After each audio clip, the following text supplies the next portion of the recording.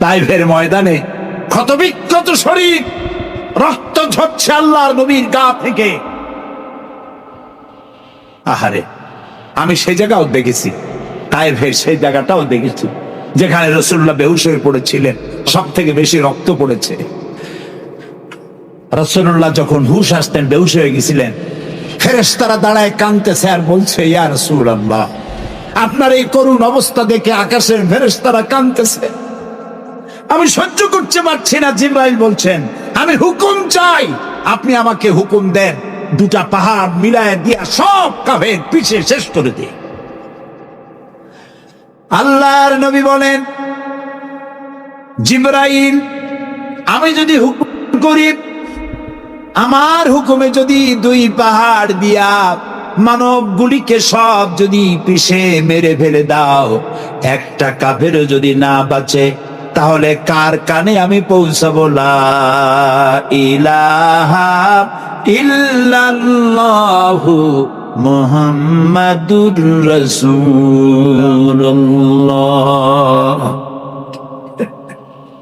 নবী করিম সাল্লাল্লাহু আলাইহি সাল্লাম বসে আছেন, গা দিয়ে রক্ত ঝরছে।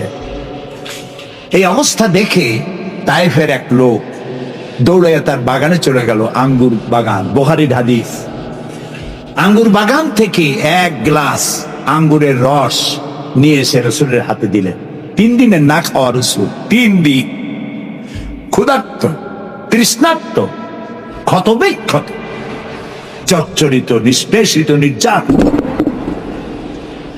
এক গ্লাস শরবত হাতে পেয়ে বিসমিল্লাহ বলে শরবতটা পান করলেন।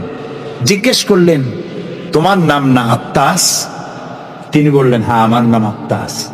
তোমার বাড়ি হযরত ইউনূস আলাইহিস সালামের গ্রামে? তিনি বললেন, হ্যাঁ। তো আপনি কি করে জানলেন আমার নাম আত্তাস আর আমার বাড়ি ইউনূস আলাইহিস সালামের গ্রামে? নবী করিম সাল্লাল্লাহু আলাইহি সাল্লাম বললেন, আত্তাস, ইউনূস আলাইহিস সালাম নবী আর আমিও নবী, এক নবীর খবর আরেক নবীর কাছে থাকে। এক গ্লাস শরবত পান করে দুহাত উঁচু করলেন, নবীর চোখ থেকে দরদর করে পানি পড়ছে। তিনি বলছেন, রব্বুল আলামিন, এই তায়েফবাসী ওরা বোঝে নাই যে আমি তোমার নবী, ওরা বুঝতে পারে নাই যে আমি তোমার রাসূল, ওরা না বুঝে আমাকে ক্ষতবিক্ষত করেছে। আল্লাহ, তুমি এজন্য তায়েফবাসীদের উপরে গজব দিও না, তুমি শান্তি দাও, হেদায়েত দাও। দুনিয়ার সকল নবী কোন কোন ক্ষেত্রে অধৈর্য হয়েছেন, নবী করিম সাল্লাল্লাহু আলাইহি সাল্লাম কখনো অধৈর্য হন নাই। প্রিয় ভাই সব, সুলাইমান আলাইহিস সালাম রাষ্ট্র পেয়েছেন, পিঁপড়ার ভাষা বোঝেন। কার ভাষা? পিঁপড়ার রাজা আছে না, চেনেন পিঁপড়ার রাজা? মাঝে মধ্যে পরিচয় করে পিঁপড়ার রাজা কারা। মাথাটা মোটা, পিঁপড়ার রাজা আমরাও বলি। পিঁপড়ার রাজাকে হাতে নিয়েছেন, ডান হাতে। সূরা আন-নামলে আল্লাহ তাআলা বলছেন, পিঁপড়া কথা বলতেছে, পিঁপড়া বলছে তার দলবলকে, সুলাইমান আলাইহিস সালাম আসতেছে তার সৈন্য সামন্ত নিয়ে, পায়ের তলায় পিষ্ট হয়ে মরে যাবি, সব করতে লুকা। তিনি পিঁপড়া হাতে নিয়ে কথা বলতেছিলেন পিঁপড়ার সাথে। সুলাইমান আলাইহিস সালাম কথা বলছেন পিঁপড়ার সাথে। এখন পিঁপড়ার ভাষা আমি বুঝি, এতে একটা অহংবোধ সৃষ্টি হতে পারে। পিঁপড়ারও ভাষা আমি বুঝি। নবুয়তের শান দেখুন, পিঁপড়ার ভাষা বুঝতেছেন, সেখানে তিনি বিনয়ী হয়ে গেলেন আল্লাহর সামনে। তিনি বললেন, রব্বে আউজিনি আন আশকুরা নি'মাতাকাল্লাতী আন'আমতা আলাইয়া ওয়া আলা ওয়ালিদাইয়া। আয় আল্লাহ তাআলা, তুমি আমাকে ওই পরিমাণ শুকর আদায় করার তৌফিক দাও আমাকে, যে পরিমাণ নিয়ামত তুমি আমাকে দান করেছো। ওয়া আলা ওয়ালিদাইয়া, এবং আমার মা বাবার প্রতি যতটা নিয়ামত তুমি আমাকে দিয়েছো। ওয়ান আমালা সালিহান তারদাহু, আর আমাকে এমন আমল করার তৌফিক দাও যাতে তুমি খুশি হও। ওয়াদখিলনি বিরহমাতিকা ফি ইবাদিকা সালিহিন, আর আল্লাহ আমাকে ইবাদের সালেহের মধ্যে শামিল করে দাও। সুবহানাল্লাহ। প্রিয় ভাই সব, আমার মূল বক্তব্য ছিল এই সব সচ্চরিত্রবান সুপার কোয়ালিটির মানুষ আল্লাহর নবীরা মার খেলেন কেন? শুধুমাত্র দাঁত মাজা, সুরমা লাগান, দাড়ি লাগান। আমি যদি আপনাদের বলি সবাই দাড়ি রাখবেন, আপনারা কি আমার মারতে আসবেন? কেন মারবেন? আমি তো খারাপ কথা কিছু বলিনি, এই জন্য মারামারি হয় না। মারটা হইল কেন?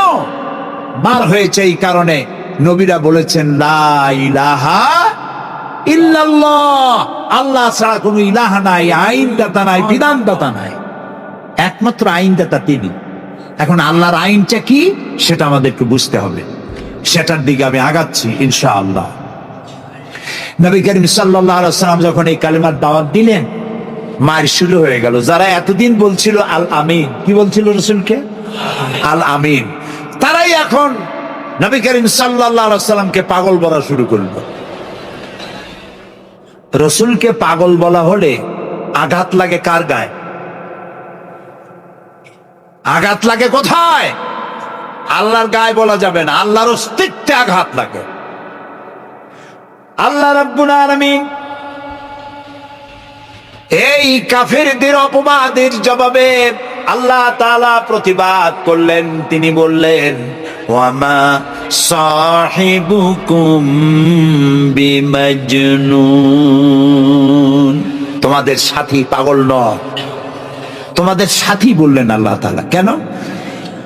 তোমরা তো এই লোককে হতে দেখেছো, তার শৈশব, কৈশোর, যৌবন, আর এই বয়স পর্যন্ত তোমরা তাকে চোখের সামনে দেখেছো। পাগলামির কি দেখলে তোমরা তার ভেতরে? কেন পাগল বলো? তিনি পাগল নন, তিনি শায়ের নন, তিনি জাদুকর নন, তিনি গণক নন, তিনি আমার নবী। প্রিয় ভাইসো, মুসলমানেরা মার খাচ্ছে, পালিয়ে বেড়াচ্ছে। বুখারী শরীফে এসেছে ওয়ান খাব্বাব বিন আল-আরিত রাদিয়াল্লাহু তাআলা আনহু আন্নাহু قال شكونا إلى رسول الله صلى الله عليه وسلم وهو متوسد بردة له في ظل الكعبة। হযরতে খাব্বাব বলেন, আমরা অত্যাচারিত হয়ে একদিন নবী করিম সাল্লাল্লাহু আলাইহি ওয়াসাল্লামের কাছে গেলাম, যে দেখতে পেলাম তিনি কাবা শরীফের ছায়ায় চাদর মুড়ি দিয়ে আরাম ফরমাচ্ছেন। আমরা কাছে গিয়ে বললাম, আলা তাদউ লানা আলা তাস্তানসিরু লানা ইয়া রাসূলুল্লাহ, হে রাসূল। মাইর খাইতে খাইতে আমরা শেষ হয়ে গেলাম। আমাদের মুসলমানদের উপরে আগুন চাপা দেওয়া হচ্ছে, পাথর চাপা দেওয়া হচ্ছে, বেলালকে উটের পায়ের রশিতে বেঁধে উট তাড়ানো হচ্ছে। ক্ষুধার জ্বালায় শেষ হয়ে গেলাম, ঘুমাইতে দেয় না, মাইরে অস্থির হয়ে গেলাম। হে রাসূল, আপনি কি আল্লাহর কাছে আমাদের জন্য দোয়া করবেন না? আপনি কি আমাদের জন্য আল্লাহর কাছে সাহায্য প্রার্থনা করবেন না? বুখারীর হাদিস। রাসূলুল্লাহ উঠে বসলেন, বললেন, ও খাব্বাব, তোমাদের আগে এই পৃথিবীতে যারা এসেছিলেন, সেই সমাজের সমাজপতিরা কলেমার দাওয়াত দেওয়ার অপরাধে তাদেরকে ধরত। ফায়ুখাজুর রাজুলু ফায়ুহফারু লাহু ফিল আরদ, তারা তাদেরকে ধরত আর তাদের জন্য গর্ত খনন করত। ফায়ুজআলু ফিহা, এরপরে সেই গর্তের ভিতরে তাকে কোমর পর্যন্ত গেড়ে দিত।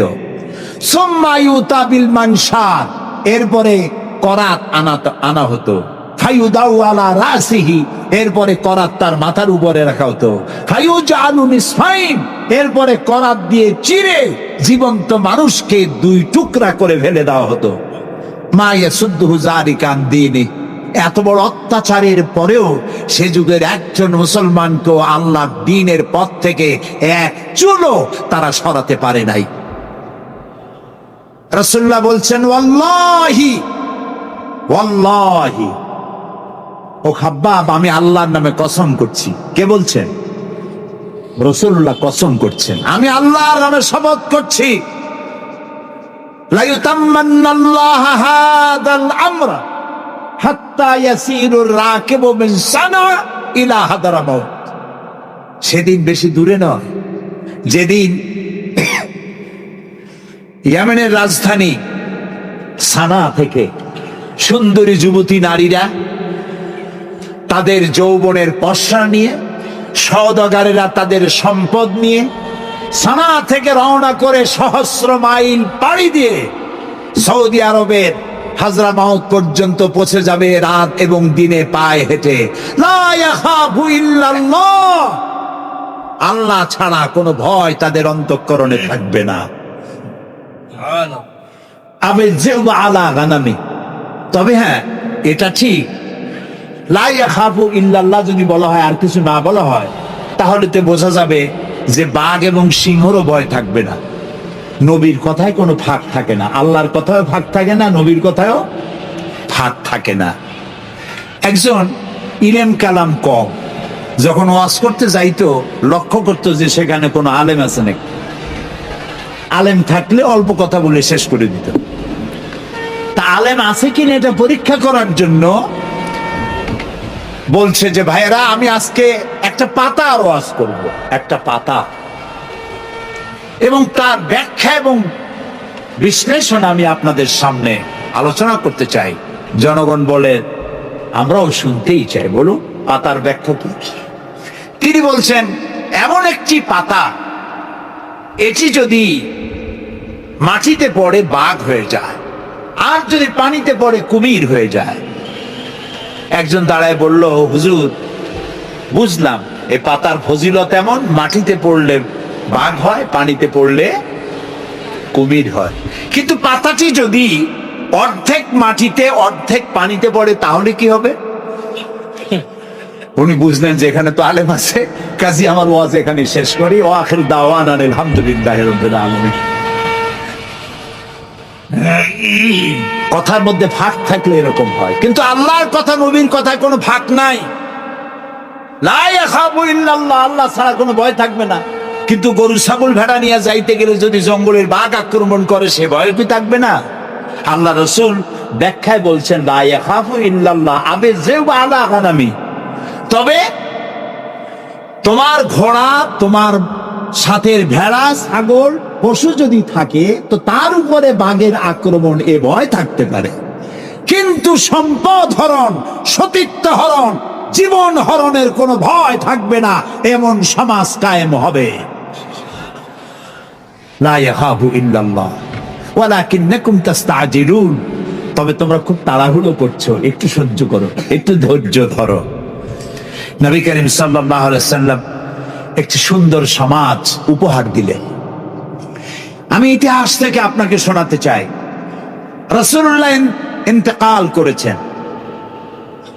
ঐতিহাসিকরা লিখছেন মদিনার এক যুবতী নারী কি সমাজ কায়েম করে গেল শোনেন। রাসূলুল্লাহ ইন্তেকাল করেছেন, ঐতিহাসিকরা লিখছেন সেই সমাজে একটি যুবতী নারী মদিনা থেকে কোন এক আত্মীয়র বাড়ি বেড়াতে রওনা করেছে। যেতে যেতে আত্মীয়র বাড়ি পৌঁছবার আগেই সন্ধ্যা হয়ে গেল। মনে মনে ভাবলো, এখন যদি আমি কোনো পরপুরুষের সামনে পড়ি তাহলে তো আমার সতীত্ব যাবে, অলঙ্কারাদিও যাবে, সারা জীবনের লালিত সম্পদ নষ্ট হয়ে যাবে। খুব ভীত সন্ত্রস্ত পদে এগোচ্ছে, আর বাঘ দেখা হরিণীর মতো তার চোখ এদিক ওদিক তাকাচ্ছে আর হাঁটতেছে। হঠাৎ দেখে দূর থেকে তার দিকেই এগিয়ে আসছে এক যৌবন ভরা এক যুবক। যুবককে কাছে আসতে দেখে যুবতী নিজের লালিত সম্পদ, সতীত্ব আর অলংকার আদি হারাবার ভয়ে মাটির উপরে বসে পড়েছে, তার রুহু গলার কাছে এসে গেছে। ঐতিহাসিকরা লিখছেন যুবকটি যুবতীর কাছে এসে দাঁড়িয়েছে। যুবতী মহিলার চোখের উপরে চোখ রেখে যুবক ছেলে বলছে, মা, আমাকে দিয়ে তোমার কোনো অনিষ্ট হবে না, তুমি কোথায় যাবে আমাকে বলো, আমি পাহারা দিয়ে তোমার গন্তব্যে পৌঁছে দেব। আমার পরিচয় শোনো, আমি মুসলমান। সুবহানাল্লাহ। রাসূলুল্লাহ এই মুসলমান বানিয়েছিলেন, এই সমাজ বানিয়েছিলেন। তাই আমি আফসোস করে বলি, মরা মানুষ জিন্দা হওয়ার কোন সুন্নত যদি থাকতো, আর একজন সাহাবী যদি আজ জিন্দা হতেন আর আমাদেরকে যদি দেখতেন, তাহলে চিৎকার দিয়ে বলতেন আল্লাহর কসম, রাসূলুল্লাহ দান্দার মোবারক শহীদ করে সাহাবীরা জীবন দিয়ে যে মুসলমান বানিয়ে রেখে গিয়েছিলেন, আল্লাহর কসম এগুলো সেই মুসলমান না। আমাদের চরিত্র এই পর্যায়ে পৌঁছে গেছে। রাসূলুল্লাহ সাল্লাল্লাহু আলাইহি ওয়াসাল্লাম ইসলাম দিয়ে মানুষকে একটি সুন্দর সমাজ দিয়েছেন। ইসলাম মানেই শান্তি। বলেন তো ইসলাম মানে কি? বলেন না, অর্থ কি? শান্তি। তবে শর্ত সাপেক্ষে, যারা আনুগত্য করবে তাদের জন্য শান্তি। আমরা একজন আর একজনের সঙ্গে দেখা হলে কি বলি? আসসালামু আলাইকুম। যারা প্রত্যেক দিন প্রতি মুহূর্তে একজন আর একজনকে সালাম দেয়, সেই জাতি কোনোদিন সন্ত্রাসী হতে পারে? সালামু আলাইকুম, আপনি বললেন ওয়ালাইকুম আসসালাম। নবী করিম সাল্লাল্লাহু আলাইহি ওয়াসাল্লাম বলেছেন আফশুস সালাম ওয়া আতইমুত তুআম ওয়া সাল্লু আন-নাসু বিন-নিয়াম তাদখুলুল জান্নাতা বিস-সালাম। তিনটি কথা। কয়টি কথা শুনতেছেন আপনারা? এক নম্বর হচ্ছে সালাম বিনিময় করো বেশি করে। রাসূলুল্লাহ বলছেন, একটা গাছের এপাশে বসে দেখা হয়েছিল, সালাম দাও। গাছটা ঘুরে আসছে, লোকটা আবার সালাম দাও। আমাদের দেশে অভ্যাস নাই। সব বসেরা চায় আমার অধীনস্থ লোকেরা আমারে সালাম দিক। রাসূলুল্লাহ তার স্ত্রীকে সালাম দিতেন। এমনকি রাস্তা দিয়ে যাওয়ার সময় বাচ্চা পোলাপান খেলাধুলা করছে, তাদেরকে তিনি সালাম দিতেন। আমরা কি দেই? আমরা দেই না। হুজুররা মনে করেন মুরিদরা আমারে দেবে, মন্ত্রী মনে করে অন্যরা আমারে দেবে, এসপি মনে করে পুলিশ আমারে দেবে।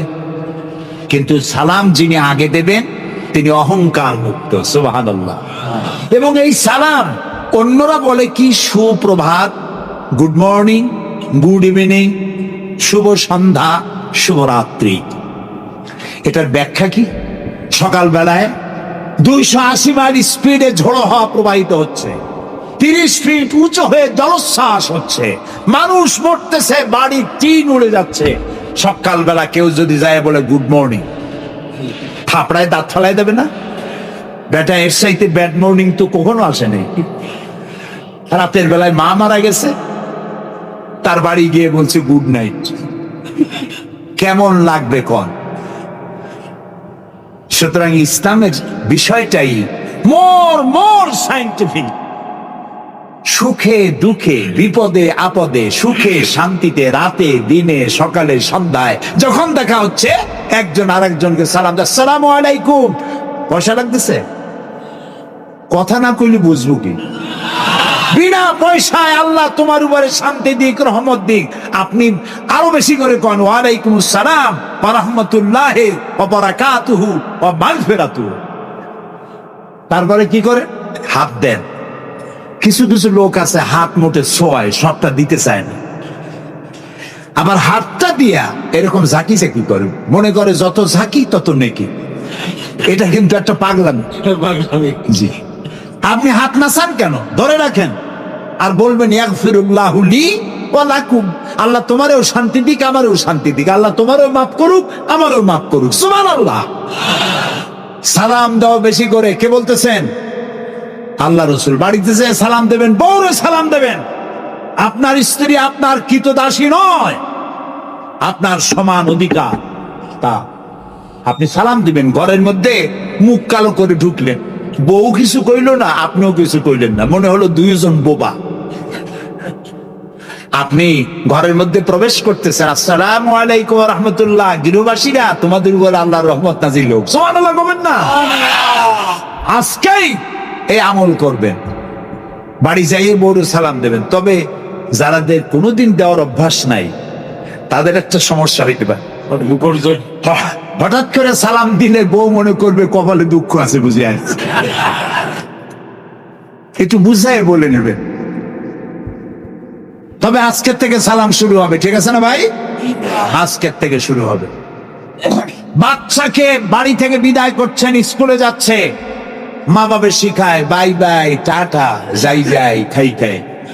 একটা কথা হইল, বাচ্চা বিদায় হচ্ছে, বাচ্চার মাথায় হাত দিয়া বলেন ফি আমানিল্লাহ, তোমারে আমি আল্লাহর আমানতে ছেড়ে দিলাম। সুবহানাল্লাহ।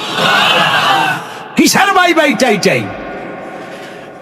আমরা মুসলমান, এই মুসলিম ট্র্যাডিশন, মুসলিম কালচার বাঁচায় রাখতে হবে যে কোনো মূল্যে। ছেলেদের নাম রাখতে গিয়ে মন্টু, বল্টু, সেন্টু, ডবলু, আকাশ খাতুন, বাতাস বেগম, একটা নাম হইল। আচ্ছা ভাই, আপনি লক্ষ্য করেন তো, পৃথিবীতে কোন ইতিহাস সৃষ্টিকারী মানুষ বল্টু আর মন্টু জাতীয় নাম আছে? পৃথিবীর কোন আলেম হযরত মাওলানা বল্টু সাহেব এখন ওয়াজ করবেন? এই যে মাজার দেখতে পান, ইনি হচ্ছেন হযরত পীরে বুজুর্গ খানানে খানান সিরাজুস সালিকিন মিসবাহুল আরিফিন হযরত মাওলানা সেন্টুর রহমাতুল্লাহ আলাইহির মাজার আছে? এরকম নাই। আপনি নাম যত খারাপ রাখবেন, আপনার সন্তান গুন্ডা হবে, বদমাশ হবে, চাঁদাবাজ হবে, জিনাকার হবে। নাম রাখবেন মুসলমানি নাম, ভালো ভালো নাম, আরবি নাম। আলেমদের কাছে জিজ্ঞাসা করে নাম রাখবেন যে এই নামটা কি রাখবো আর নামের অর্থটা কি। আন্দাজে আবার নাম রেখেন। কুয়েতে এয়ারপোর্টে একদিন বাংলাদেশের একজনের পাসপোর্ট দেখে পুলিশেরা হাসাহাসি করতেছে। কারণ কি? কারণ হলো পাসপোর্টধারী যিনি, তার নাম হলো জামাল মিয়া, আর পিতার নাম হলো তরিক মিয়া।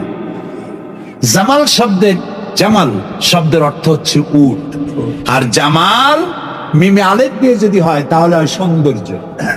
এখন জামাল মানে উট, মিয়া মানে 100, ওর নাম 100 উট। আর তরিক মানে রাস্তা, মিয়া মানে 100, ওর নাম 100 উট আর ওর বাপের নাম 100 রাস্তা। 100 রাস্তার ছেলে 100 উট। তা খালি আরবি রাখলে তো হবে না, নামে আরবির অর্থ কি? জি, অর্থবোধক নাম রাখতে হবে। তাহলে আমি বলতেছিলাম রাসূলুল্লাহর হাদিস, প্রথমে দিবেন সালাম, আফশুস সালাম ওয়া আতইমুত তাআম, গরিব মিসকিনদেরকে দাওয়াত করে খাওয়াবেন, বন্ধু বান্ধবদের দাওয়াত দিয়ে খাওয়াবেন। খাওয়া খাওয়াইতে কিন্তু মহব্বত বাড়ে, চক্ষু লজ্জার সৃষ্টি হয়। খালি অপরের পয়সা দিয়ে রিক্সায় চড়বেন, রিক্সায় 2 জন উঠলো, একজন নামে হেঁটে চলে গেল, একসাথে 2 জনে খাইলো, আর একজনে খেলাল করতে করতে বাইরে গেল, পয়সা দিল। এই চালাকি এক সময় ধরা পড়ে যায়। এই জন্য মানুষকে বাড়িতে দাওয়াত দিয়ে খাওয়ানো, রাসূলুল্লাহ বলেন দাওয়াত দিয়ে খাওয়াও। তাহাদ্দু তাহাব্বু, হাদিয়া দাও, মহব্বত বাড়বে। কারো অসুখ হয়েছে, তার বাড়িতে একটু আঙ্গুর নিয়ে যাও, একটু কমলা নিয়ে যাও। তোমার শত্রু যদি হয়, চক্ষু লজ্জার সৃষ্টি হয়ে যাবে। কান্নাহু ওয়ালিয়্যুন হামীম, দেখা যাবে সে চরম দুশমন ছিল, সে তোমার বন্ধু হয়ে গেছে। সুবহানাল্লাহ বলেন না? ওয়াসাল্লু আন-নাসু বিন-নিয়াম। আর 3 নম্বরে, মানুষ যখন ঘুমায়া থাকে তখন তুমি নামাজ পড়িও। কোন সময়? কোন তো? ও, তাও তো আপনারা জানেন, মধ্যরাতের পরে যখন মানুষেরা ঘুমায় থাকে তখন তুমি নামাজ পড়িও। এই রাত্রে কেন? কারণ মানুষের কাছে সব থেকে বড় ভালোবাসার সত্তাকে বলে আল্লাহ, তারপরে আল্লাহ রাসূল। এখন যাকে ভালোবাসি তার সাথে তো প্রেম করতে হবে। প্রেম কি নোটিশ দেওয়া হয়? SMS করে আজকাল হয়। কিন্তু ভালোবাসা বিজ্ঞাপন দিয়ে হয় না, মাইকিং করে হয় না। ভালোবাসা হয় কিসে কন্ত? প্রেম কিসে হয়? লজ্জা করে বলতে, করছেন তো এক সময়। গভীরে, রাতে, অন্ধকারে, একাকিত্বে ভালোবাসা হয়। তো মানুষের সবচাইতে প্রিয় হচ্ছেন আল্লাহ তাআলা, প্রিয়তম। এর থেকে প্রিয় আর মুসলমানদের জন্য কেউ হইতে পারে না। দিনের কোলাহল পূর্ণ অবস্থার ভেতর দিয়ে তুমি তার সঙ্গে আবেগময় কণ্ঠে কথা বলতে পারবা না, এটা আল্লাহ তাআলা জানেন। তাই আল্লাহ তাআলা বলেছেন, ওয়াজআলনান নাহারা মাশা, দিন বানাইছি রোজগার করার জন্য, কাজ করো, বসে থাকবা না। ফাইজা কুদিয়াতিস সালাত ফান্তাশিরু ফিল আরদ, নামাজ পড়া হয়ে গেছে, মসজিদে বসে থাকতে পারবা না। অফিসার, জোহরের নামাজে রক্ত হয়েছে, অফিস বন্ধ করে নামাজ পড়ো, জোহর পড়ো, সুন্নত পড়ো। নফল পড়তে পারবা না জোহরের সময়, তাসবিহ পড়তে পারবা না, কারণ এই তাসবিহ পড়ে, নফল পড়ে সময় নষ্ট করে পূর্ণ বেতন নিলে বেতন হালাল হবে না। মেডিকেল নিয়ে সুস্থ মানুষ সেল্লা দিতে যাবা, পয়সা হারাম, নেক পয়সা হবে না, হালাল পয়সা কামাই দিতে হবে। সেল্লার নাম বললাম বলে তাবলীগী ভাইরা অসন্তুষ্ট হবেন না, একটা দৃষ্টান্ত দিলাম। আমি তাবলীগী ভাইদেরকে শ্রদ্ধা করি, সম্মান করি, তারাও দ্বীনের কাজ করছে। সুতরাং মসজিদের ভেতরে আপনি নামাজ পড়ে আল্লাহ তাআলা বলছেন কি শোনেন, ফরজ, ফাইজা কুদিয়াতিস সালাত ফান্তাশিরু ফিল আরদ, নামাজ পড়া হয়ে গেছে, বেরিয়ে যাও। কোথায় যাও? দুনিয়ায় যাও, হাটে যাও, বাজারে যাও, কলেজে যাও, কারখানায় যাও, আদালতে যাও, শিক্ষা প্রতিষ্ঠানে যাও, চাষ করতে যাও, যাই কি করো, আবতাগু মিন ফাদলিল্লাহ। আর আমার রিজিক, আমি যে তোমারে অনুগ্রহ করেছি, রিজিক দিয়েছি, ওই রিজিক তালাশ করে আনো। সুবহানাল্লাহ। প্রিয় ভাই সব, হযরত ওমর রাদিয়াল্লাহু তাআলা আনহু মসজিদের ভিতরে দেখলেন কিছু লোক বসা, জোহরে দেখলেন, আসরে দেখলেন, মাগরিবে দেখলেন, এশায় দেখলেন। পরের দিন ফজরের সময় সেই একই জায়গায় কয়েকটা লোক, একই লোক দেখে জিজ্ঞেস করলেন, তোমরা কারা? বলল, নাহনু মুতাওয়াক্কিলিন, আমরা আল্লাহর উপরে ভরসা করি এবং আল্লাহর উপরে ভরসা করে এখানে জিকির আজগার করি। খাও কি? কয় যে আমাদের এই জিকির আজগার দেখে পাশের লোকেরা ভাত রাইন্দে আমাকে খাওয়ায়। রাসূলুল্লাহ বললেন, তোমরা তো মুতাওয়াক্কিলুন, তোমরা তো অন্যের উপরে নির্ভরশীল, আল্লাহর উপরে তো নির্ভরশীল তোমরা নও। শোনো, আগামীকাল এই জোহরের নামাজের পর যদি তোমাদেরকে এখানে বসা দেখি, ব্যাট মেরে মসজিদ থেকে বের করে দেব। মসজিদে নির্দিষ্ট সময় নামাজ পড়তে আসবে, বাকি সময় কাজ করতে হবে মানুষের জন্য, নিজের জন্য, জনগণের জন্য, রাষ্ট্রের জন্য। এর নাম ইসলাম। এর নাম কি? ইসলাম। বাস্তবমুখী, বৈরাগ্য নয়। আপনি দিন কায়েমের জন্য, আল্লাহর বেশি জিকির আজগার করার জন্য জঙ্গলে যাবেন, লা রাহবানিয়াতা ফিল ইসলাম, ইসলামে বৈরাগ্যবাদকে সমর্থন করে না। কথা বুঝে আসছে? সুতরাং আপনি রাত্রি বেলায়, দিনের কোলাহলপূর্ণ সময়, আপনি আল্লাহর সাথে প্রেম করতে সময় পাচ্ছেন না। আল্লাহ তাআলা বলছেন, ওয়াজআলনাল লাইলা লিবাসা ওয়াজআলনা নাওমাকুম সুবাতা, রাত্রে বানাইছি, রাত্রিকে বানাইছি শান্তির আচ্ছাদন। সুবহানাল্লাহ বলবেন না? রাত হলো শান্তির আচ্ছাদন। তীর্যক রৌদ্রের তীব্র প্রখরকে বন্ধ করে দিয়ে রাতের একটি অন্ধকারের চাদর দিয়ে, কালো চাদর দিয়ে পৃথিবীটাকে ঢেকে দিলাম। আর একটু শান্তির জন্য চাঁদ আর তারকার নামে কিছু ডিম লাইট জ্বালাই দিলাম। গভীর রাত্রে ওঠো, মানুষ যখন ঘুমায় তখন তুমি সেজদায় পড়ে কাঁদো। রাসূলুল্লাহ বলেছেন, অনুশোচনা আর অনুতপ্তের এক ফোঁটা পানি নাকের অর্ধেক আসতে না আসতে আল্লাহ তাআলা ওই ক্রন্দনরত বান্দাকে মাফ করে। সুবহানাল্লাহ। এই তিনটি কাজ যে করবে, কয়টা কাজ? তিনটি। এই তিনটি কাজ যারা করবে, তাদখুলুল জান্নাতা বিসসালাম।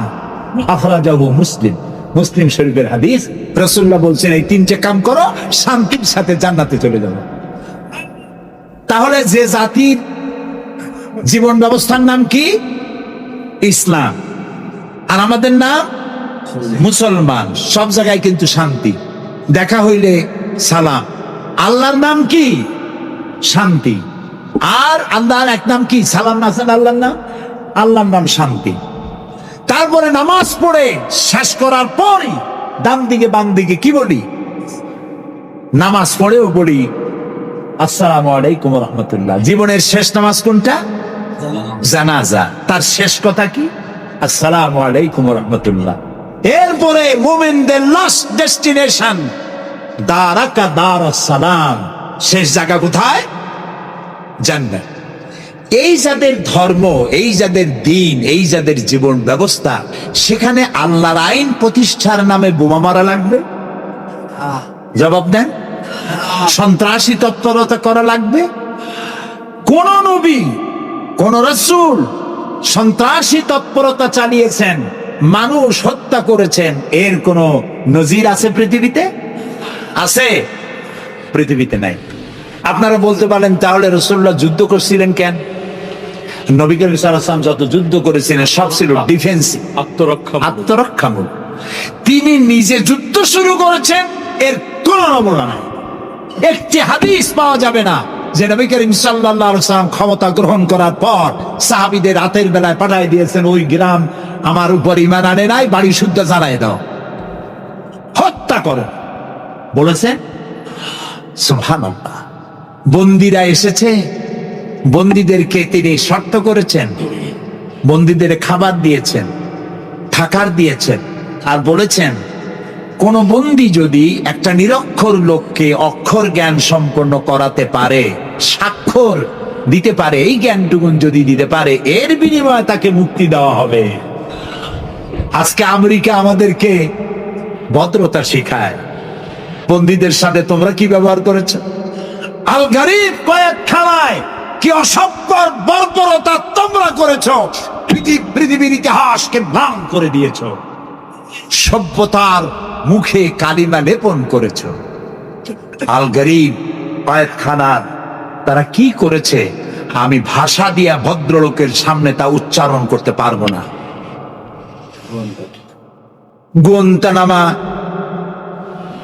গুয়ান্তানামা বেতে, যেটা পৃথিবীর নরক বলা যায়, পৃথিবীর জাহান্নাম, মুসলমান কয়েদিদের সামনে কোরআন শরীফ খুলে কোরআনের উপরে পেশাব করেছে তারা।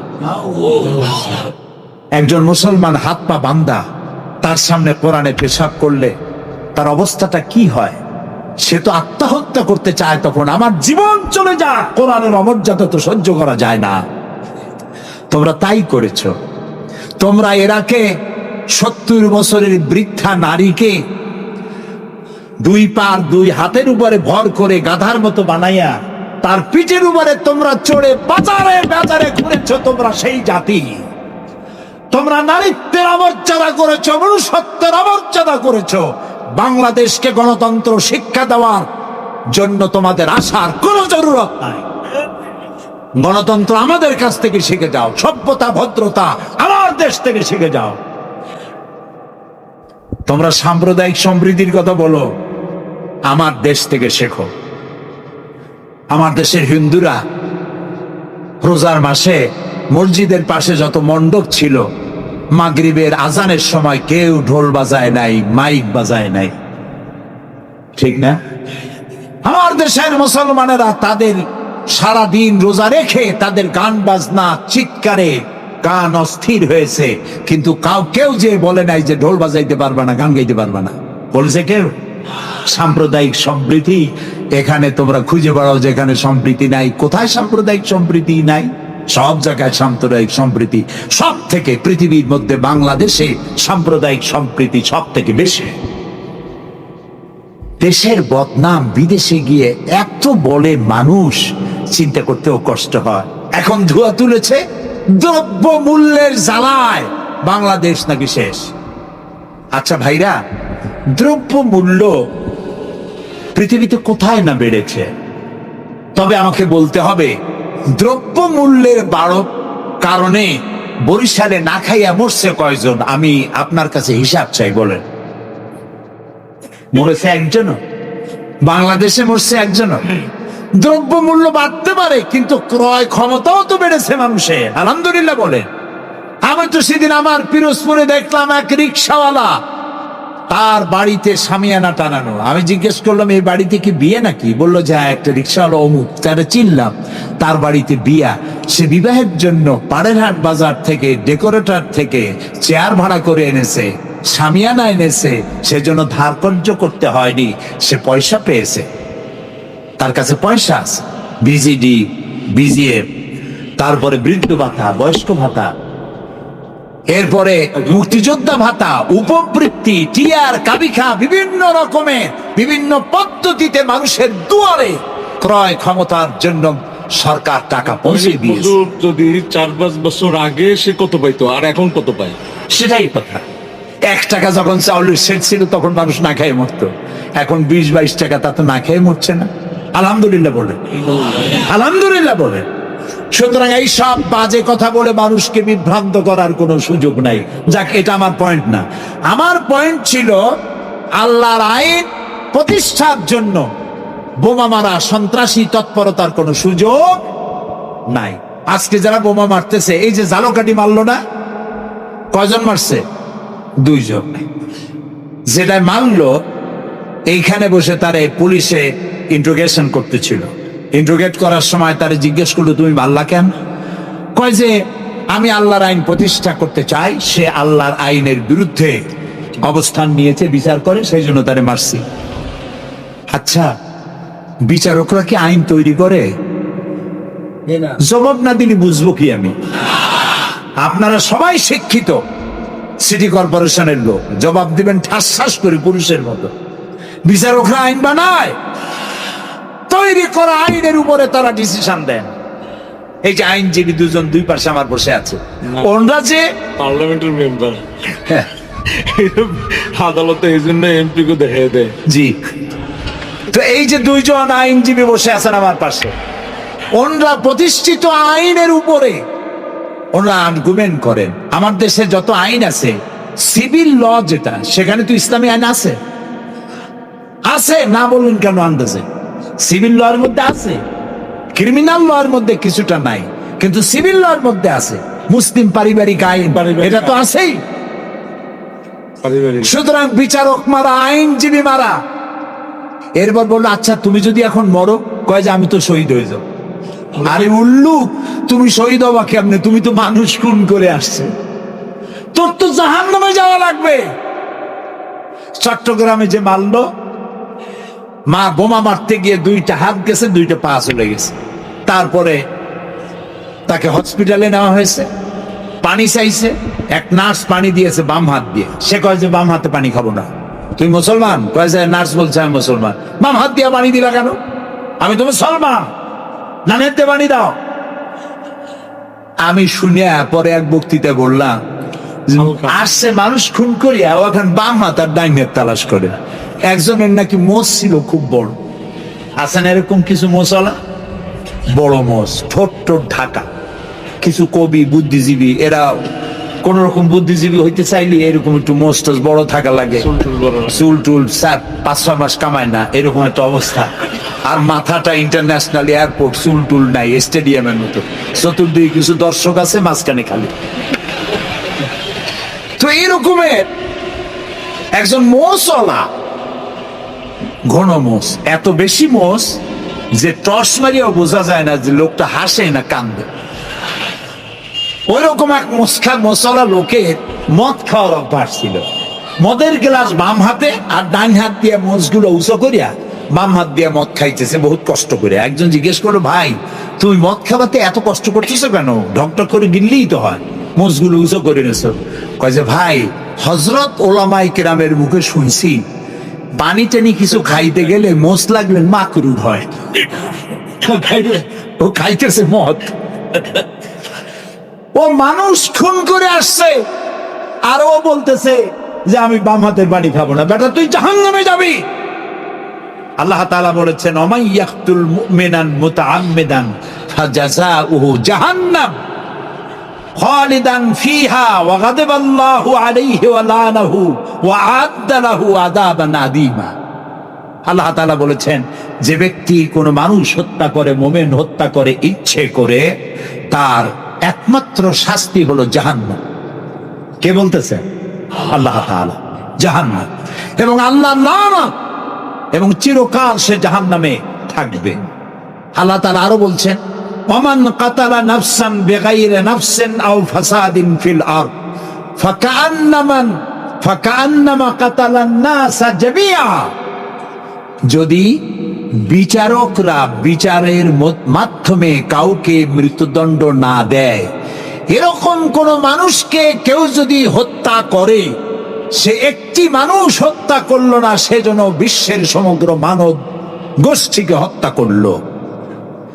একটা মানুষ হত্যা করার অপরাধ হচ্ছে বিশ্বের সব মানুষ হত্যা করার সমান।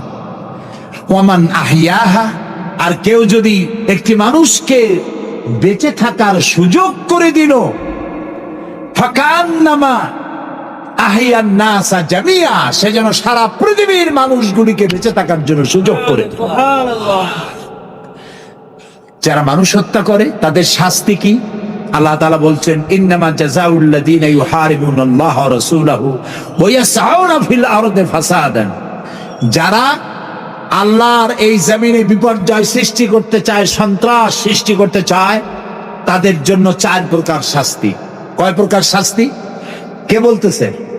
যারা বোমা মারে, যারা গ্রেনেড হামলা করে, যারা মানুষ হত্যা করে, যারা শান্তিপূর্ণ সমাজের উপরে সমাজকে বিশৃঙ্খলা সৃষ্টি করতে চায়, আল্লাহ তাআলা তাদের জন্য 4 প্রকারের শাস্তি নির্ধারণ করেছেন।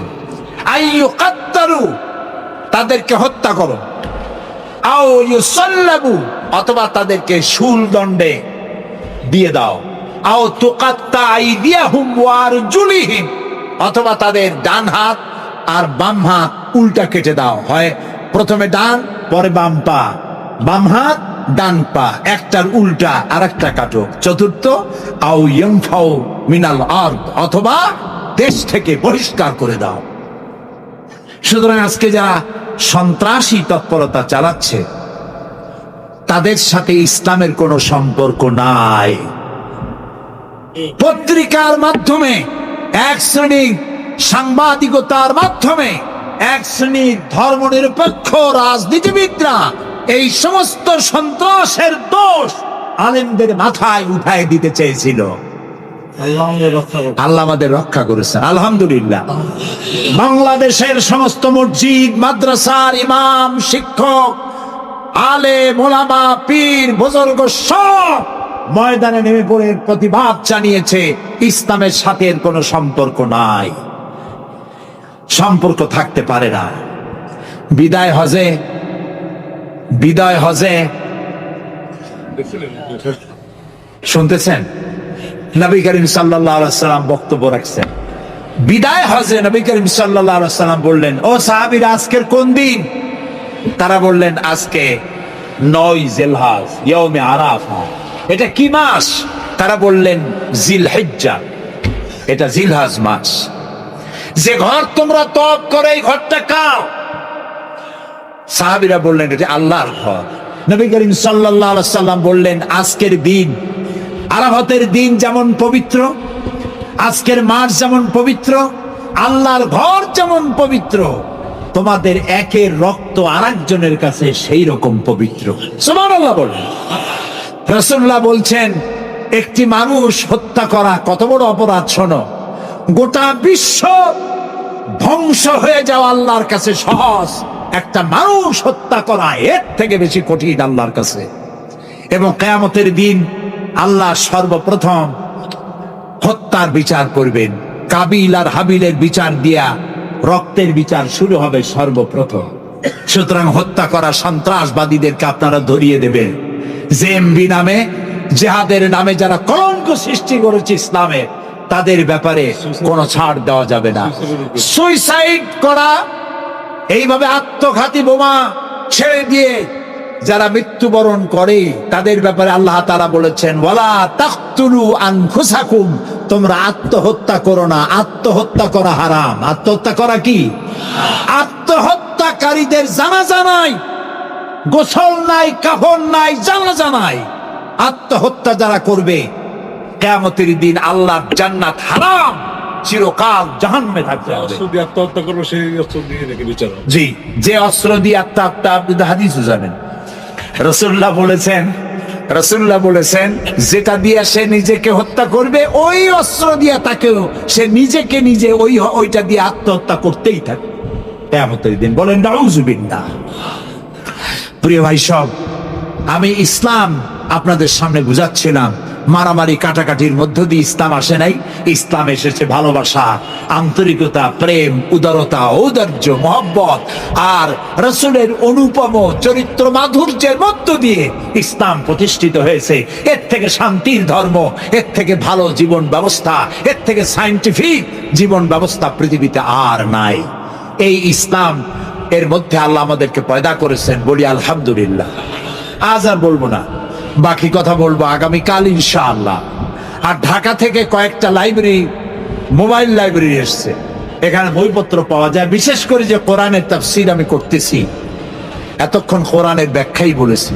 এই কোরআন শরীফের বাংলা অনুবাদ আল কোরআন একাডেমি লন্ডন ওরা করেছে 750 পৃষ্ঠা কোরআনে কারীম, একদিকে আরবি আর একদিকে বাংলা, সুন্দর সহজ সাবলীল অর্থ করা। এটি মাত্র 120 টাকা হাদিয়ায় তারা দেয়। এটি ছাপা খরচও না, শুধু মানুষেরা বেশি করে জানুক সেই জন্য তারা বিতরণ করছে। আপনারা নেওয়ার সময় যাওয়ার সময় নিয়ে যাবেন। আর তাফসীর জানার জন্য তাফহিমুল কোরআন বর্তমান বিশ্বের শ্রেষ্ঠ তাফসীর তাফহিমুল কোরআন পড়ার আহ্বান জানাচ্ছি। এখন মোনাজাত হবে। আগামীকাল আপনারা আপনাদের ভাই আত্মীয় স্বজন সবাইকে নিয়ে আসবেন, যাতে ইসলাম কি তার ব্যাখ্যা পূর্ণাঙ্গভাবে আমরা জানতে পারি। 19 নম্বর আয়াত সূরা আলে ইমরানের ব্যাখ্যা কালকে দেওয়া হবে। ربنا ظلمنا أنفسنا وإن لم تغفر لنا وترحمنا لنكونن من الخاسرين। আয় আল্লাহ তাআলা, হাজার হাজার মুসলমান নরনারী দীর্ঘক্ষণ ধরে তোমার কোরআনের কথা শুনেছি, নবীর কথা শুনেছি। আল্লাহ তাআলা মেহেরবানি করে আমাদের জিন্দেগির গুনাহ খাতাকে মাফ করে দাও রব্বুল আলামিন। তাম পৃথিবীর মাটির নিচে যত মুমিন মুমিনাত শুয়ে আছে তাদেরকে ক্ষমা করে দাও আল্লাহ তাআলা। আমাদের প্রিয় জন্মভূমি বাংলাদেশের উপরে তোমার রহমত নাজিল করো। হায় আল্লাহ তাআলা, এই দেশে শান্তি শৃঙ্খলা সমৃদ্ধি, এদেশের গণতন্ত্র, এদেশের সাম্প্রদায়িক সম্প্রীতি, এদেশের অখণ্ডত্ব অস্তিত্ব কিয়ামত পর্যন্ত তুমি অক্ষুণ্ণ রাখো আল্লাহ। এই দেশে যারা বিশৃঙ্খলা সৃষ্টি করতে চায়, নৈরাজ্য সৃষ্টি করতে চায়, আল্লাহ তাআলা এখানে যারা সন্ত্রাসী তৎপরতা চালাতে চায়, তাদের হেদায়েত করো, তাদের হেদায়েত করো। হেদায়েত যদি ওদের নসিবে না থাকে, তাহলে এই দুষ্টদের হাত থেকে, এই দুষ্ট রাহু এর থেকে আল্লাহ তাআলা এদের কবল থেকে, এদের খপ্পর থেকে, এদের ষড়যন্ত্র থেকে, এদের চক্রান্ত থেকে 56,000 বর্গ মাইলের এই ছোট্ট দেশ আর এই 14-15 কোটি মানুষকে আল্লাহ তুমি রক্ষা করো। আগামীকাল এ মাহফিলের শেষ দিন, তোমার বান্দা বান্দীদেরকে বিপুল পরিমাণে এসে কোরআনের কথা শোনার এবং আমল করার তৌফিক দিয়ে দিও। রব্বানা তাকাব্বাল মিন্না ইন্নাকা আনতাস সামিউল আলিম ওয়া তুব আলাইনা ইন্নাকা আনতাত তাওয়াবুর রহিম। সুবহানা রাব্বিকা রাব্বিল ইজ্জাতি আম্মা ইয়াসিফুন ওয়া সালামুন আলাল মুরসালিন আলহামদুলিল্লাহি রাব্বিল আলামিন। ওয়া জাআল আখিরা কালামিনা ইনদাল মাউত লা ইলাহা ইল্লাল্লাহু মুহাম্মাদুর রাসূলুল্লাহ। আসসালামু আলাইকুম ওয়া রাহমাতুল্লাহ।